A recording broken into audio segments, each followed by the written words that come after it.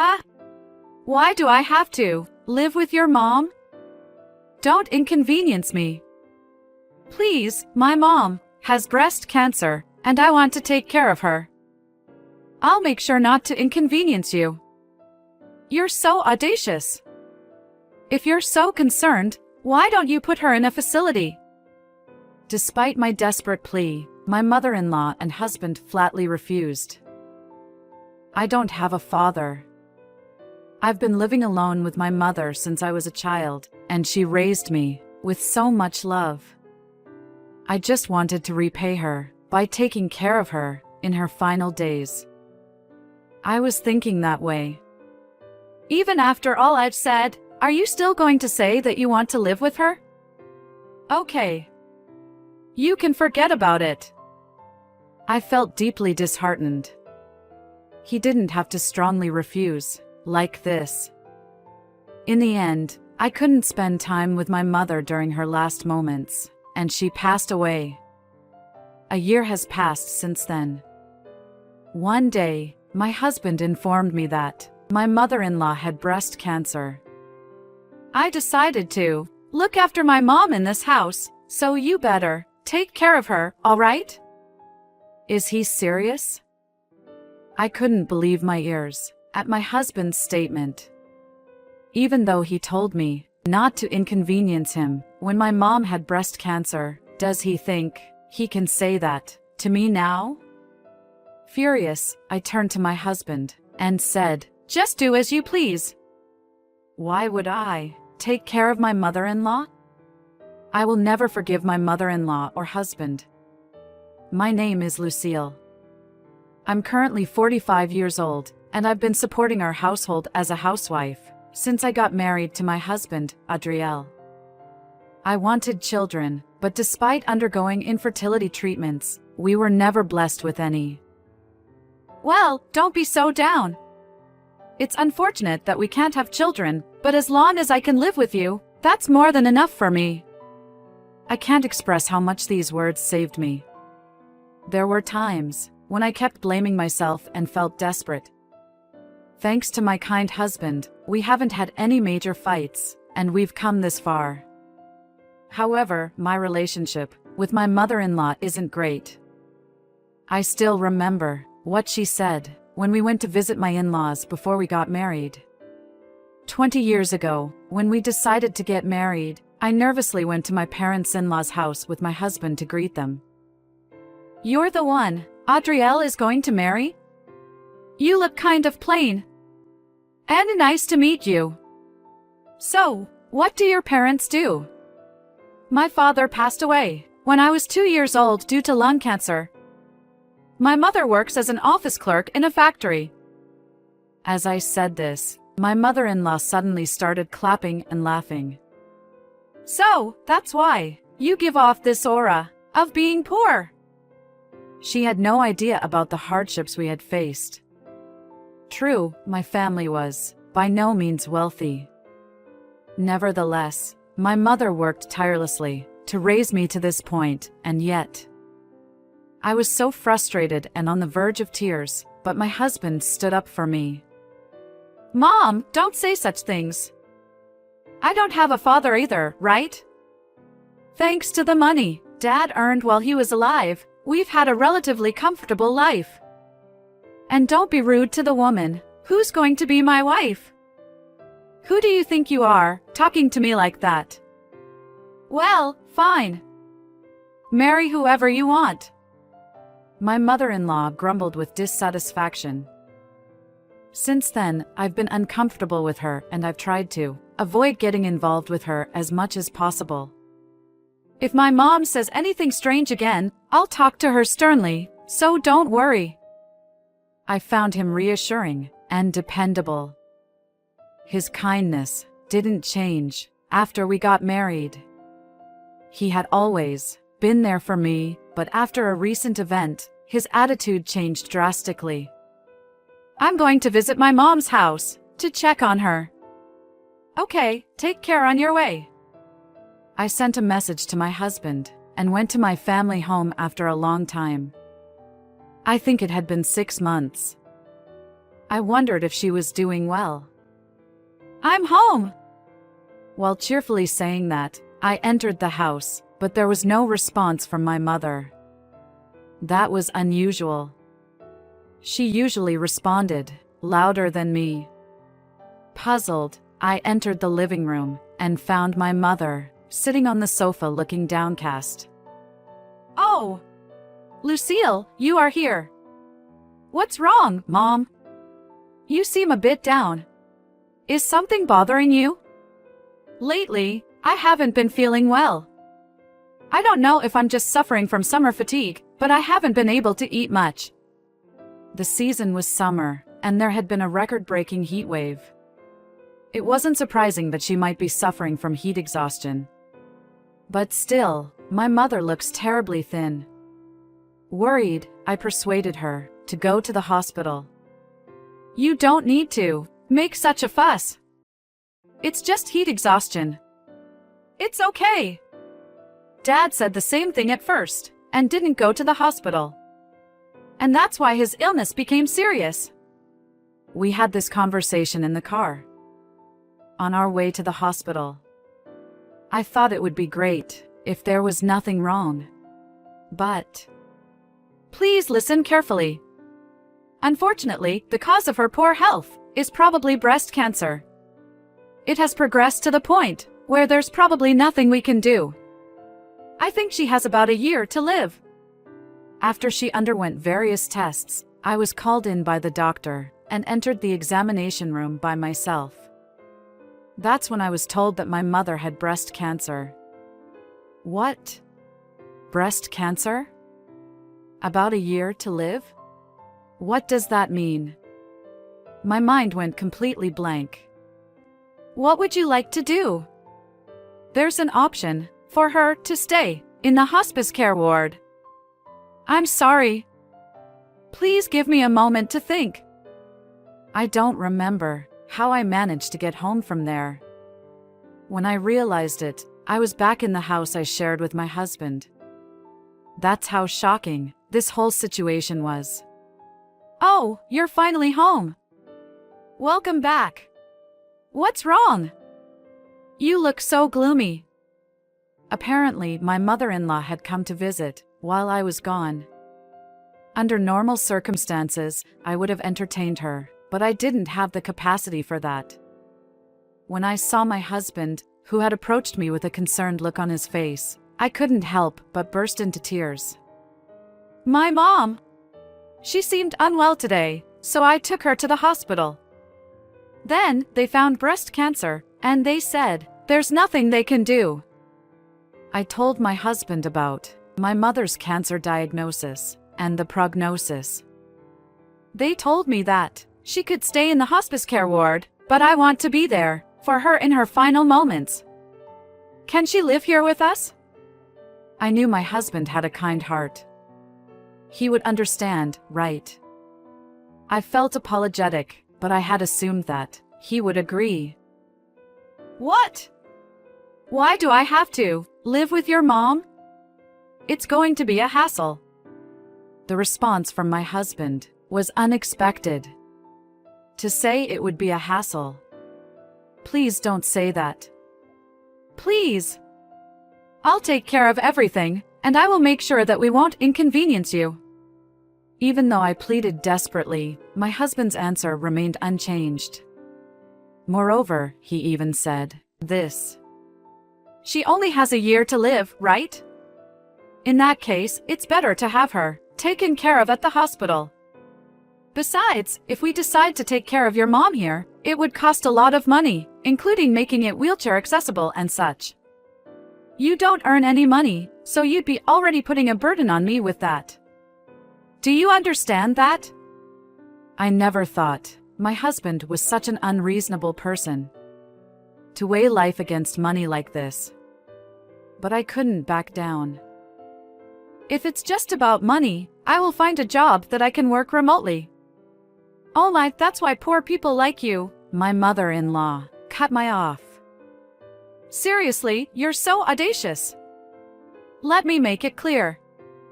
You say you can easily earn money by working from home, but if you can only make a meager amount each month. It's completely pointless, you know? Besides, you'll neglect your household duties. While Adrielle works hard to earn a living, you'll be doing nothing but taking care of your mother and working from home. Isn't that unfair to Adrielle? Did you think about this before you said that? Well, And another thing. I've always disliked your mother. She wears shabby clothes, like a true pauper. If someone like that is around, when I visit this house, I won't like it. That's right.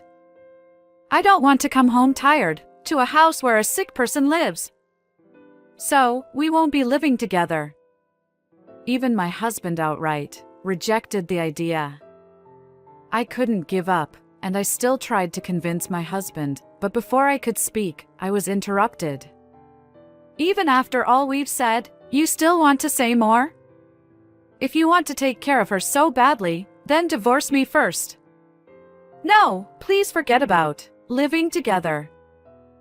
The moment this word was thrown at me, I gave up on the idea of living with my mother. As a full-time homemaker, I didn't have much savings, and I thought it would be impossible for me to take care of my mother on my own. A week later, I went to my parents' house and told my mother that we couldn't live together. I'm sorry, Mom. I asked Adrielle if we could live together, but he refused.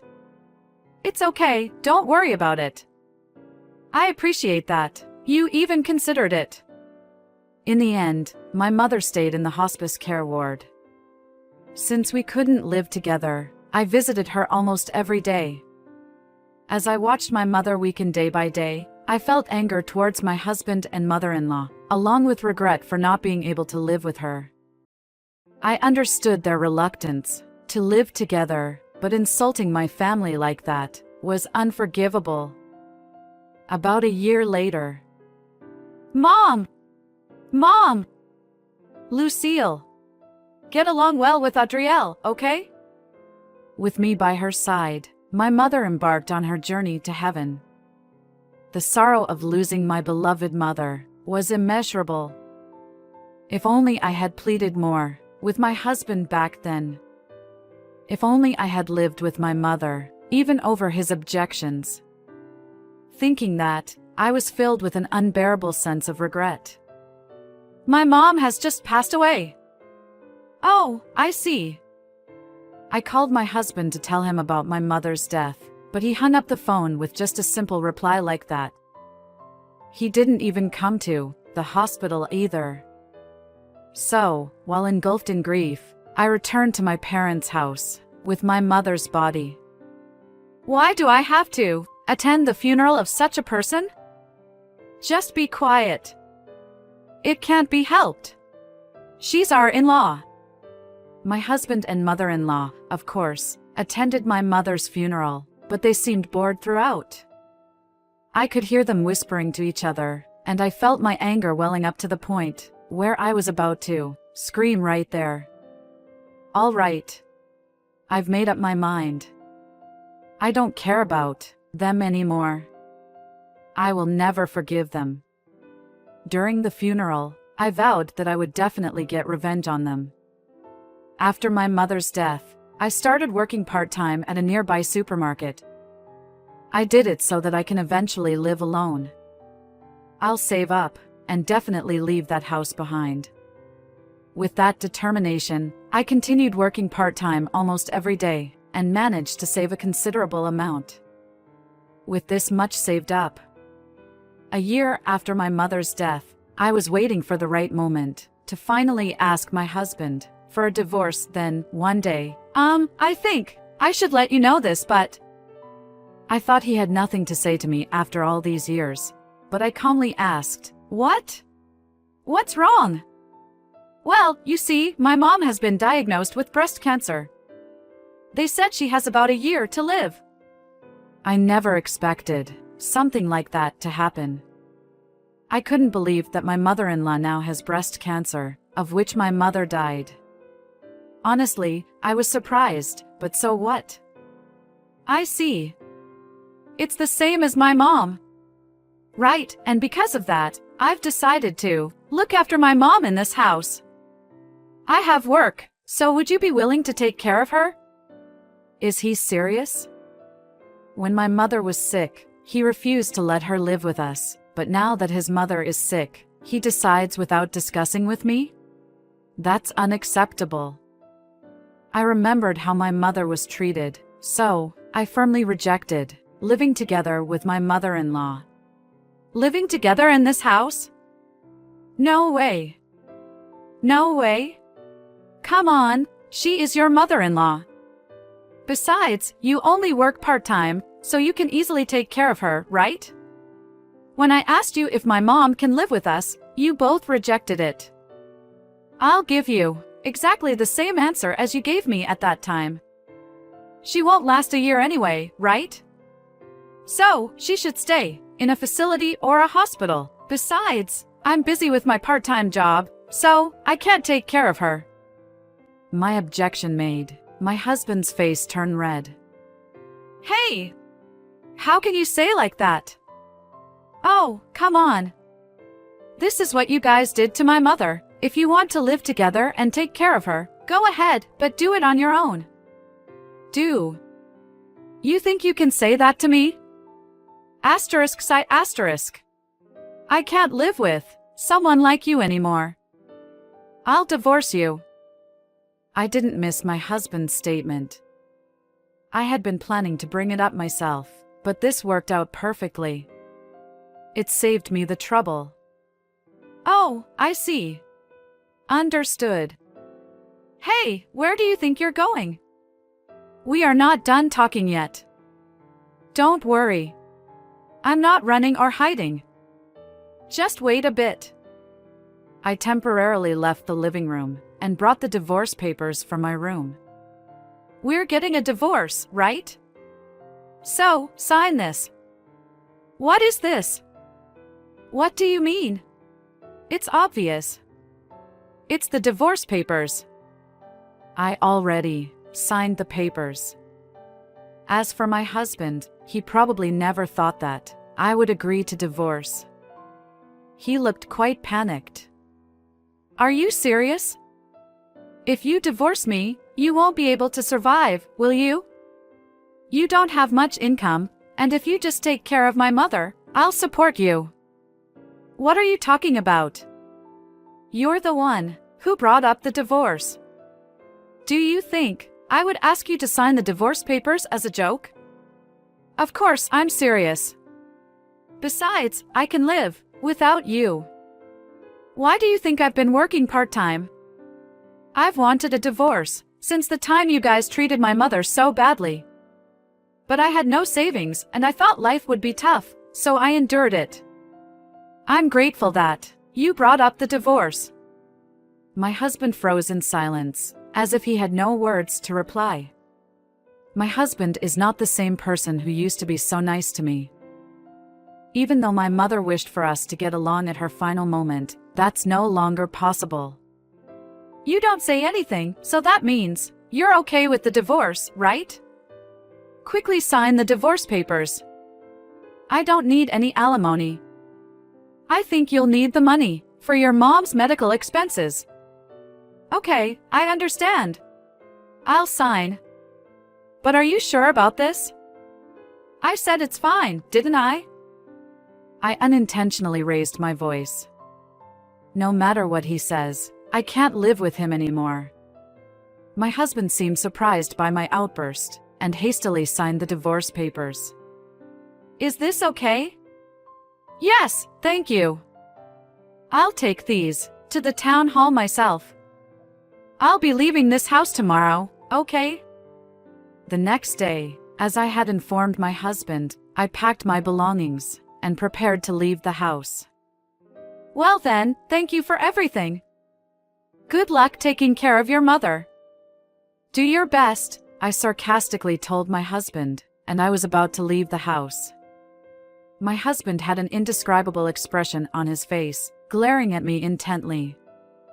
Humph. Serves him right.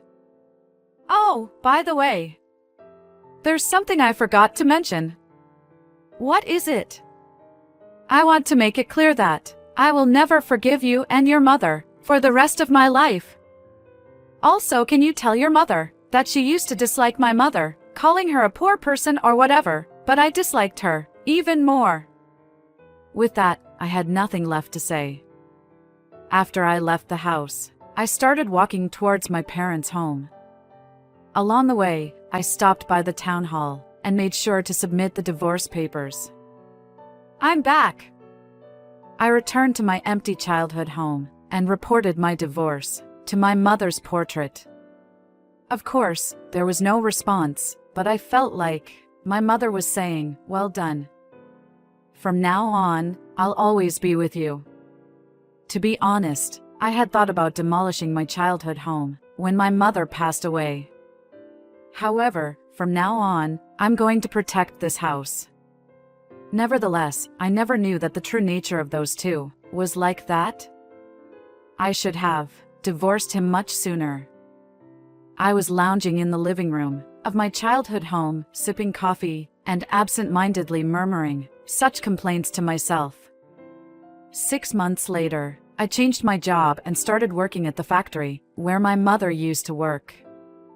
I was warmly welcomed by the factory employees just because I was my mother's daughter. "Oh, you're her daughter. Your mother used to be a great help to us." I often heard such comments. My mother seemed to be liked by everyone, and as her daughter, I couldn't help but feel proud. One day, as I was getting used to my job, I had a day off. While I was relaxing at home, my phone rang. It's a text message. I wondered who it was from. I checked my phone and realized it was a message from my ex-husband. The message said, "My mom passed away recently. Since then, I tried to take care of her at home, but it was impossible. I had to take a lot of time off work, and it was really tough. In the end, she spent her last moments in hospice care. After she passed away, I finally understood how you felt. She only has 1 more year to live, so it doesn't matter. I'm sorry for saying things like that back then. I now regret for not letting her live with us so you could be with her. I don't expect you to forgive me now, but if it's possible, I'd like to start over with you." I will never start over with him. Even he knows. Regretting now won't bring our parents back to life. He should just live the rest of his life with regrets. I didn't bother to reply and deleted the message. I also blocked his number. I hope he doesn't bother me anymore, since I'm starting my second life.